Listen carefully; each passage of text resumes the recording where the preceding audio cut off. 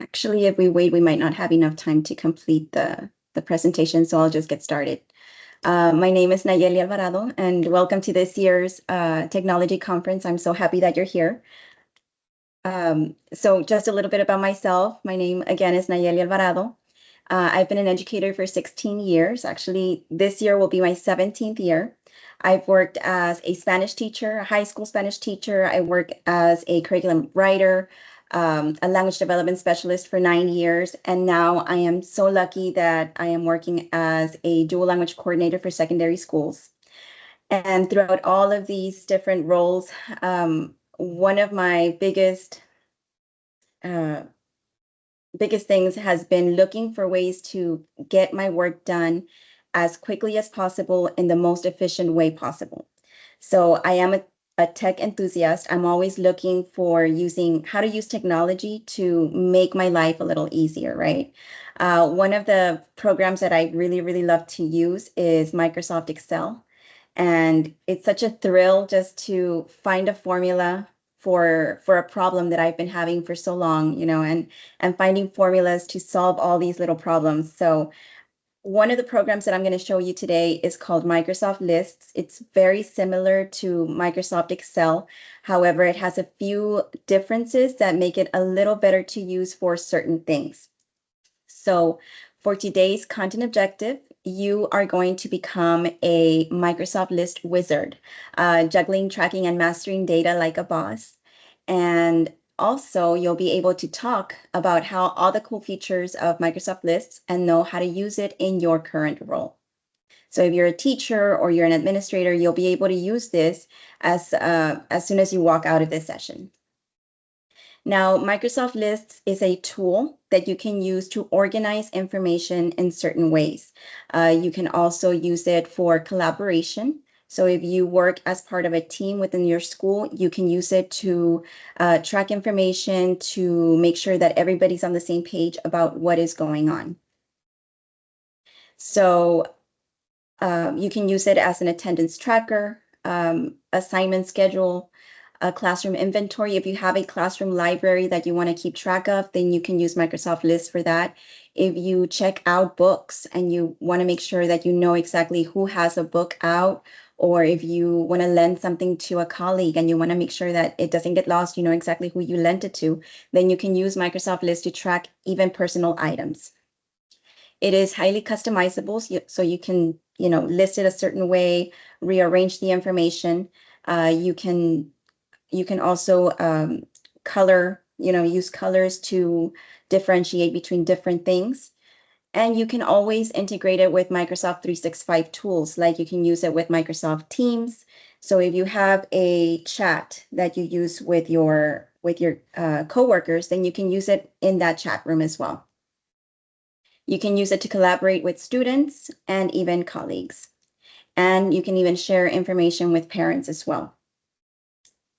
Now, it is something that you can provide real-time updates for everyone. So if you make a change, then everybody gets notified that you made a change. It's used for communication as well. And I want to show you that one of the best features of Microsoft Lists is that it has the ability to automate systems.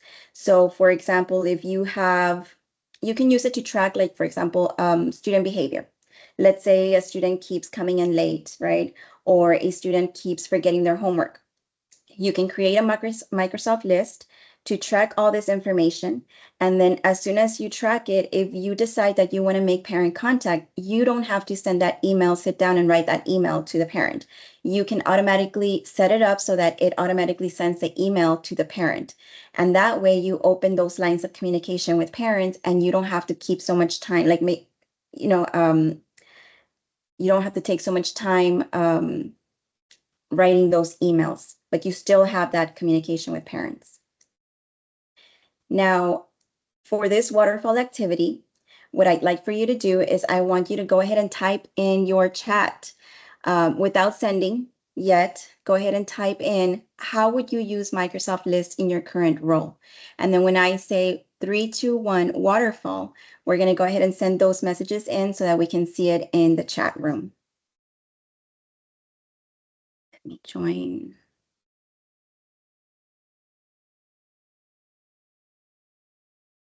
so I can see the chat room.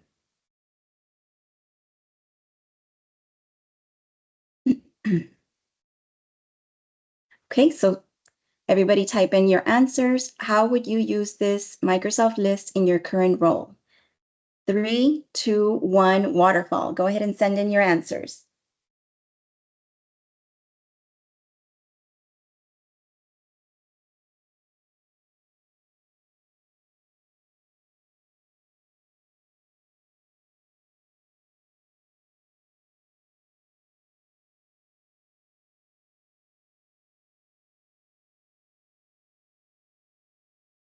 Okay, some tasks maybe would be planning, right? Planning for upcoming units of lessons. Tracking information, very well. So this is an example of what a Microsoft list looks like. So I'm going to go ahead and open it, and I want to share. I don't think I'm sharing my whole screen. So let me go back to resharing my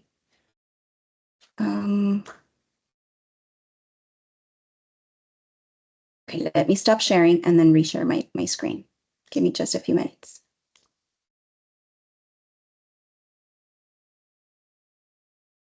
Okay, so this is a presentation or a Microsoft list that I created, right? And this is what it looks like. You have the name of my list up here. Then you have different columns, as you can see. Now, in these columns, right next to it, you have a little icon, and it tells you what kind of information will be found below. So here you have a box with a little T. That means that below this list, below this column, I'm going to find text. And so I have character analysis and I have conflict. Then on this side, I have a little circle with a check mark. That means that I have choices. And I was practicing with my son, so he's like, put an answer choice that says sus. So he's 10 years old and he wants to be smart. Anyway, then I have over here 3 lines. That means that I can add a paragraph of information if I wanted to. Over here, I have a link icon. That means that I can link the actual lesson here. So if you have your lesson in Microsoft OneDrive and you want to make sure that you have it all organized and you have people that are in charge of making copies for your team, then I can link it here so that they don't have to keep going back and forth to different platforms, right? The materials that I'll be using, the assessments that I'll be using. So let's say that I'm an ELA teacher and I'm planning with my team. I am in charge of making the copies for my team. So then I have here that I'm the assigned teacher. If I'm the department head, I can assign different teachers to do this, right? So I can assign Nyelia Alvarado to make the copies for this unit. I can assign Fidencio Camacho to make the copies for conflict, right? And so once I'm finished as the teacher, I can go in here under status. I can click it and I can say that it's completed. And if I haven't started yet, or if I'm not, it's in progress because I only have a few of the copies made, then I can change that progress and everybody will see it. My department head will see that, I started the progress, the work, but I haven't even finished yet, right? So this is what it looks like. This is what the lesson looks like. So if I wanted to, this is just a sample, right? So I just linked it directly here so that I can see maybe this is the handout that I need to make a copy of or the presentation that I need to make a copy of. So it's all located in one area. Now, what we're going to do is we're going to go back to our presentation. And we are going to look at how we can accelerate the process through digital fusion mastery. So I know it sounds super complicated, but really it means using all the tools that we have available to ensure that we can create a list, right? So I'm going to walk you through what process I used after breaking my head for hours, because sometimes when you are just learning how to do something, it's all trial and error. Everything that I've learned on my own has been, trial and error. So I'll try something and then it doesn't work, and then I'll go back and I'll edit it, and then it's a waste of time sometimes, but you're learning. So one of the ways that I do this is by going directly to ChatGPT, because there is something here that we can use that makes our life just a little bit easier, right? So I go to ChatGPT and I say, let's say I want to create that list for tracking student behavior. So what I do is I go into ChatGPT, I say, help me create a Microsoft list that will track student behavior and will contact parents. So then ChatGPT will do the process for me. And then all I have to do is look at what information ChatGPT provided to me, use what is good for me, and ignore the rest. You are the expert. You know exactly what information is going to be useful for you and what is not. So as I can see here, it says, okay, so create a list, go into Microsoft Lists, click certain things. So I'm going to go ahead and create this list live so that you can see how I go through the process using both ChatGPT and Microsoft Lists. So let me see if I can put this. Let me know if this is a problem viewing both items at once. Is I using Safari? Yes. So I'm going to put one item on my right screen and one window on the left. Can everybody see this okay? You can give me a thumbs up if you can see it fine.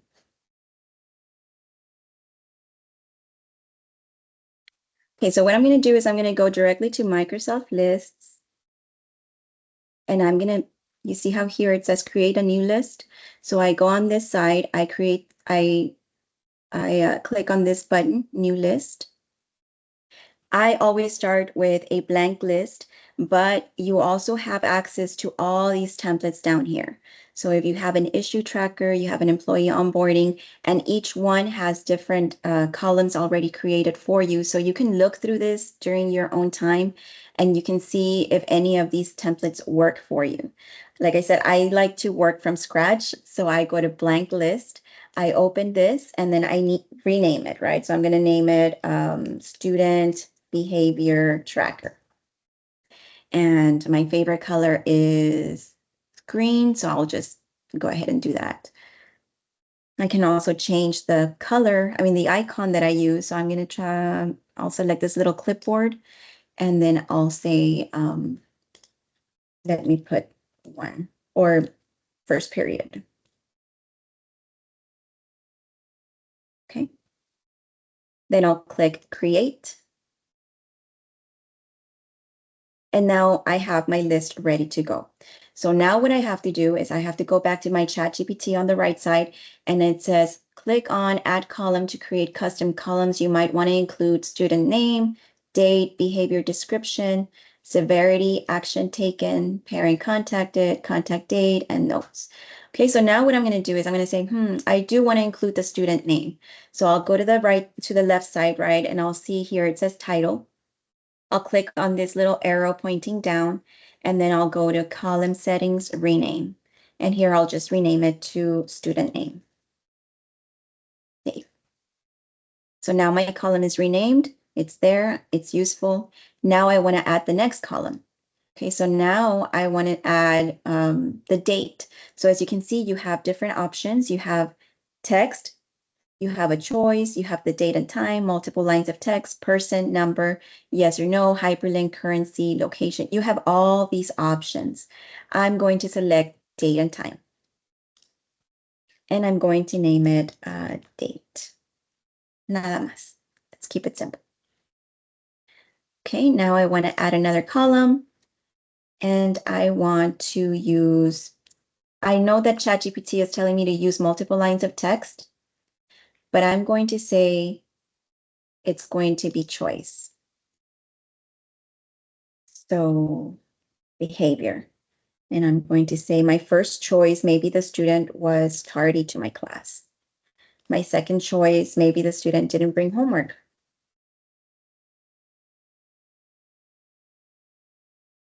And then my last one, maybe the student was,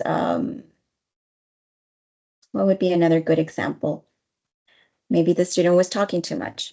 I know that's not a really good one, but, or you know what, off task. That's a better one. Okay, so now what I'm going to do is I'm going to click save down here, and my column is ready to use. I'm going to add another one, And I'm going to say that I want to contact, or I want to know who the parent is, right? So I'm going to say, I always like to show profile photos. So if, for example, let's say I'm working with my team and not parents, I'm working with my team members, and my team members have their little photos in their account, then it'll show their photos. So I'm going to say yes, because I like to see their photos. Okay, and then I am going to click next one, and I'm going to add choice next. And I want to make sure that I put here contact parent, and my choices are yes or no, because I want to make that choice. I don't want it to be done automatically. I want to make the choice whether to contact the parent. For example, if the child is tardy one time, I don't want that to be an email that the parent gets, because I want to address the issue with the student first, talk to the student, and then move on from there, right? So I want to make that choice. Okay, and then if you want to add notes, let's say you want to describe what happened, if it was a behavior that was going on, you want to make sure that you add, notes of your own, then you would add that column. Now I have my Microsoft list set up the way that I want. And now what I'm going to do is I'm going to add automations, because I want to send that email to the parent. So I'm going to click here to on the three dots. I'm going to say automate, and then I'm going to say create automate rules, and then create a rule. So I have three options. When data in a column changes, then it'll prompt me to do something. When a new item is created, I can select that one, or when an item is deleted, I can also select that one, but I want to select the first one. When data in a column changes, so when, for example, contact parent changes to yes, then I want to send the parent the email, right? So that's what I do. That's my automation. That's all I have to do for that email to be sent out. Now let's do an example. Let's say that I want to add a student, and I'm going to use my son as an example. I'm going to go here to that. Did everybody see that? I'm going to go here to add new item. This is how I add a student. And let's say that my son's name is, I'm going to start with the last name, Cortez Matthew. And today is the date, right? So I'm just going to select Friday the 9th. And the behavior is that he didn't bring homework. The parent, my name is Nyelia Alvarado. I work with the district, so my little picture pops up automatically and my email pops up automatically. Okay, if the parent does not work for the district, then you just type in the email, the parent's email that you have. Now, do I want to contact the parent? Yes, it's something that the student has been tardy several times. So here I'm going to say, Matthew has been late to my class 3 times during the last 2 weeks. Period. I've spoken to him about it, but please talk to him at home, period. Okay, now if I have any documentation, like let's say I have maybe a note that I provided to the student, I could add that as an attachment here and provide a copy of that information to the parents. You don't have to do any of this. This is completely optional, but it's an option for you in case that's the route you want to take. Now I click save. Okay, so now I have my first student, right? Matthew Cortez, the date, he didn't bring in homework. This is the parent. The parent was notified. So in a few minutes, that parent is going to receive an email with all this information. And then the parent will take action. You could also include, for example, contact me as the teacher, right? So please contact me at your earliest convenience. And then that parent would then contact you if you want to follow up.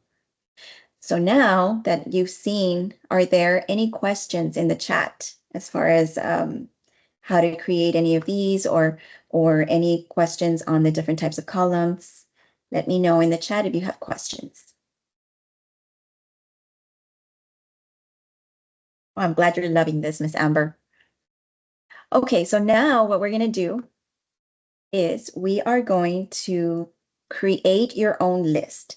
So I have a sample of topics here. The one that we just created was behavior and discipline records. But you have other options, right? So you have like a parent-teacher conference scheduling, classroom inventory management, field trip planning, lesson planning. Did I show you? I did show you the ELA, right? Yes, I did. Extracurricular activities and clubs management. Let's say that you are the sponsor for the Spanish club and you have different activities to plan for. You can also use Microsoft List for that.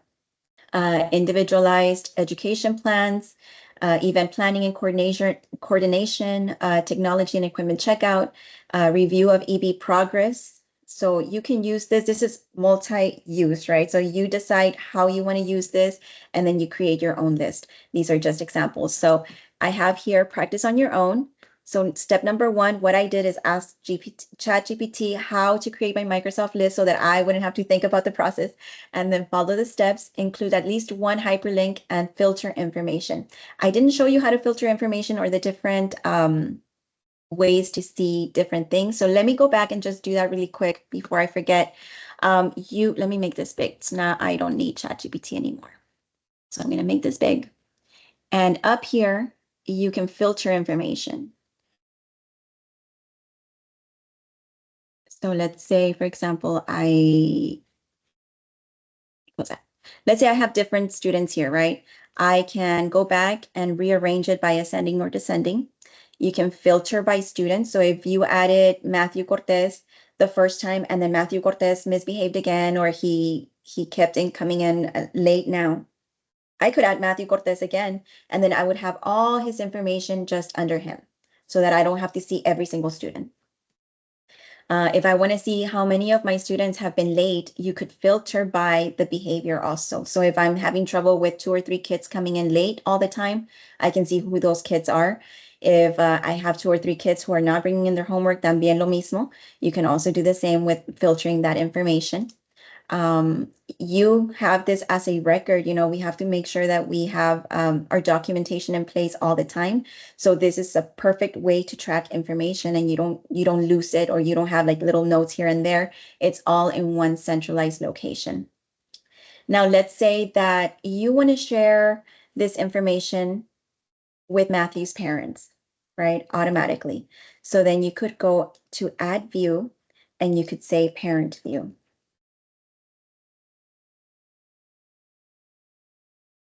And here I could share this only with Matthew's parent.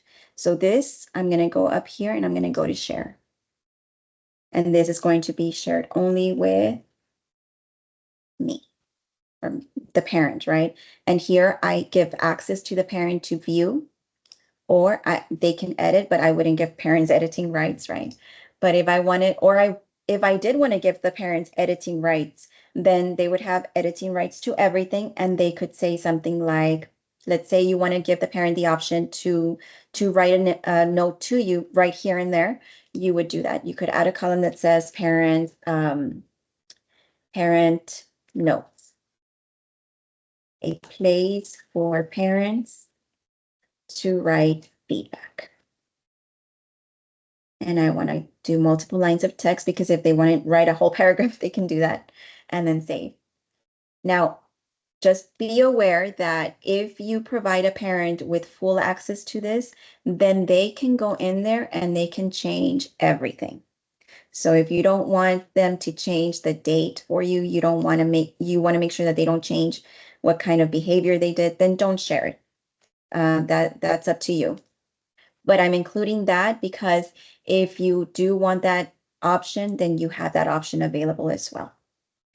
Okay, and then I think that's it for this part, but I do want to give you now time to create your own, so that when I'm here, if you have any questions, then you can go ahead and, where is my PowerPoint? Oh, there it is.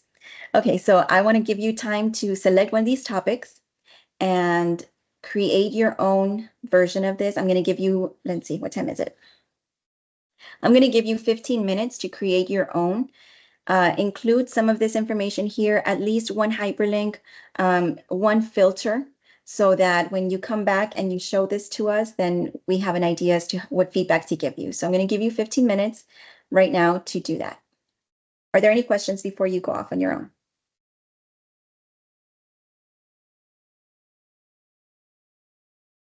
Okay, 15 minutes starting now. I forgot some crucial information. Oh my goodness, I'm so sorry. Let me show you how to go into how to look for Microsoft Lists, where to go. So you would go here to the waffle in your email, and you would go to Microsoft Lists, in case you didn't know. So again, type in your credentials, go into your Microsoft, your email, go to the waffle, and then that's how you find Microsoft Lists. As you can see, I have a million here already. Okay.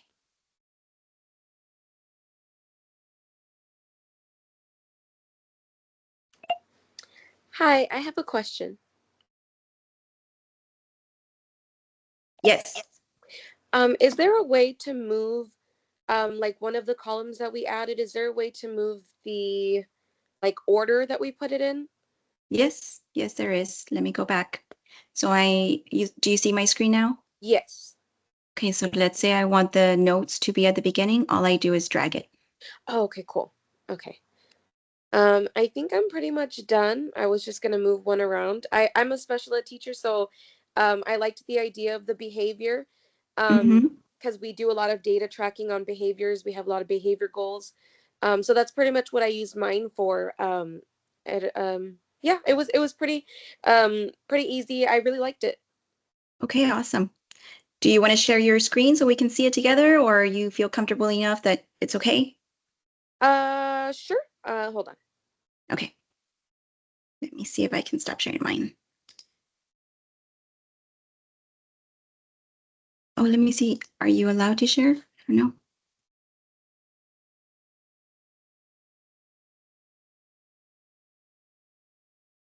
Hold on. Let me see.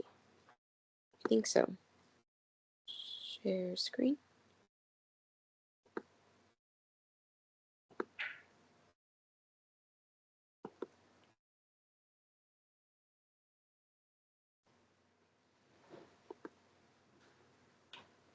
Is it working? Yes, I can see it. Okay. Let me see. Okay.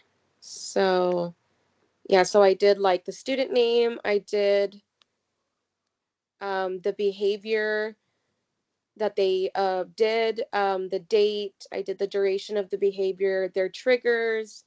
I added like the intervention that we would give to the student, what was the outcome of the intervention, and that was it. Okay, so right there where it says John, Yes. that would actually be student name, like the Oh, title. okay, so I changed it to, okay, okay. Let me see.